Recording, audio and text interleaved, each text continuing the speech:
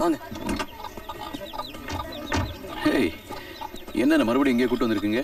இங்கே தான் உங்களை ரவிபாய் தங்க வைக்க சொன்னாருண்ணே. ஓ,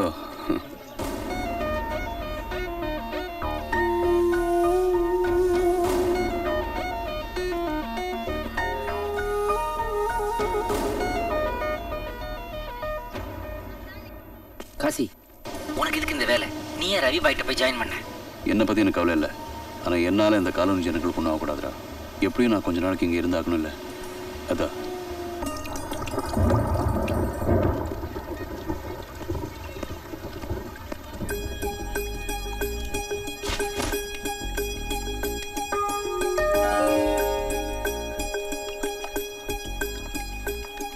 hello, good morning. Good morning. என்ன ஒரு மாதிரியா இருக்கீங்க? இல்ல, உங்க கூட பேசலாமா பேசக்கூடாதான்னு தெரியல, பயமா இருக்கு. ஏ, துப்பாக்கி எல்லாம் பார்த்து பயந்துட்டேன்.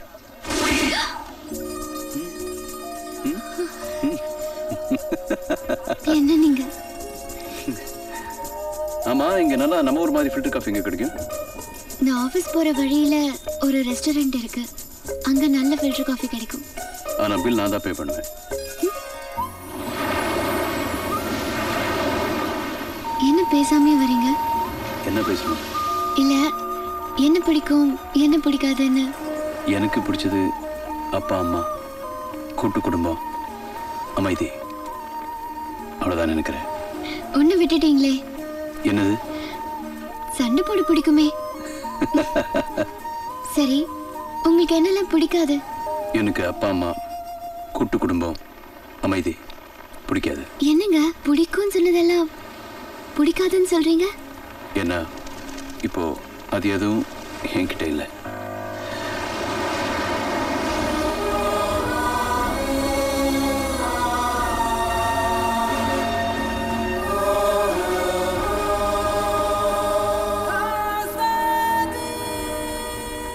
ஹலோ, ஃபில்டர் காஃபி வேண்டாமா?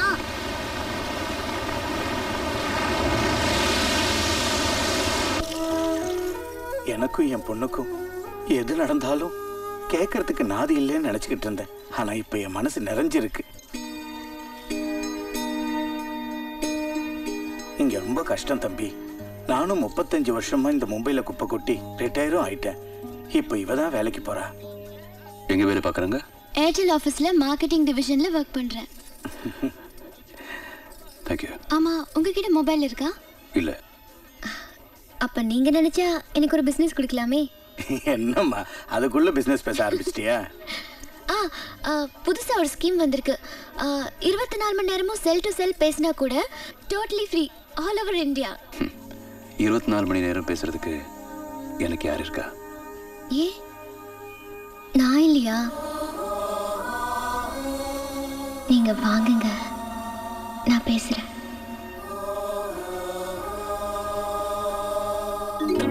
பழனியில தான் இருக்கோம். என்ன விஷயம்? எங்களுக்காக நீங்க சண்டை போட்டப்போ உங்களை பார்த்து நான் ரொம்ப பெருமைப்பட்டேன். ஆனா நீங்க இப்ப பெரிய தப்பு பண்ணிட்டீங்க. என்ன சொல்ற?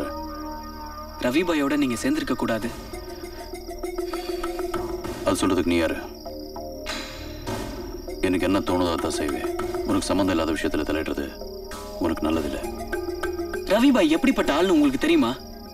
அவரால் எத்தனை குடும்பம் பாதிக்கப்பட்டிருக்குன்னு தெரியுமா? பணத்துக்காக எதை வேணாலும் செய்யாதீங்க சார், ப்ளீஸ். உனக்கு சம்பந்தம் இல்லாத விஷயத்தில் தலையிட வேண்டாம்னு சொன்னேன்ல.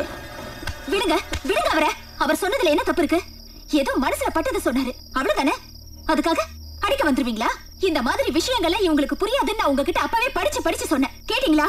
இவங்களுக்கெல்லாம் பணம் தாங்க முக்கியம். நீங்க வாங்க போலாம்.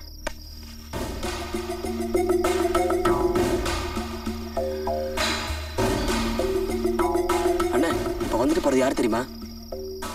யாரு? ரவி பாயோட பையன். அப்பா செய்யற தொழில் பிடிக்காம வீட்டை விட்டு வெளியே வந்துட்டாரு. படிச்சவரு, நல்லவர்ண்ண. எத்தனையோ தடவை அவங்க அப்பா வீட்டுக்கு கூப்பிட்டோம், அவர் போகவே இல்லை.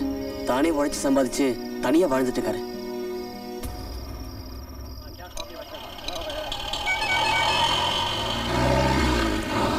टेबल नंबर 12 को दे देना, ठीक है?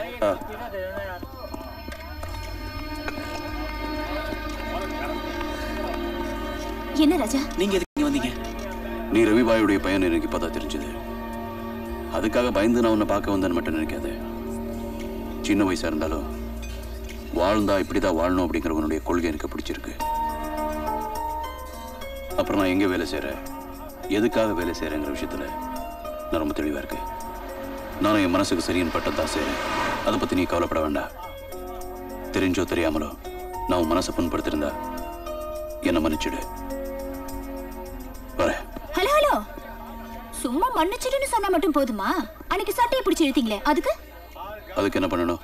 கூட உட்காந்து காஃபி சாப்பிட்டுட்டு நீங்களே பில் பே பண்ணிட்டு போகணும். ஏய் சும்மா இரு. குடுக்கட்டும் விடுங்க, இப்பதான் க்ளோஸ் ஆயிட்டார்ல. இது யாரு? நான் தான் இவரை கல்யாணம் பண்ணிக்க போற பொண்ணு. வேற வழி இல்ல, லவ் பண்ணி தொலைச்சிட்டேன். போட சார் சார், பக்கத்துல தான் அஞ்சலி வேலை செய்யற ஆபீஸ் இருக்கு.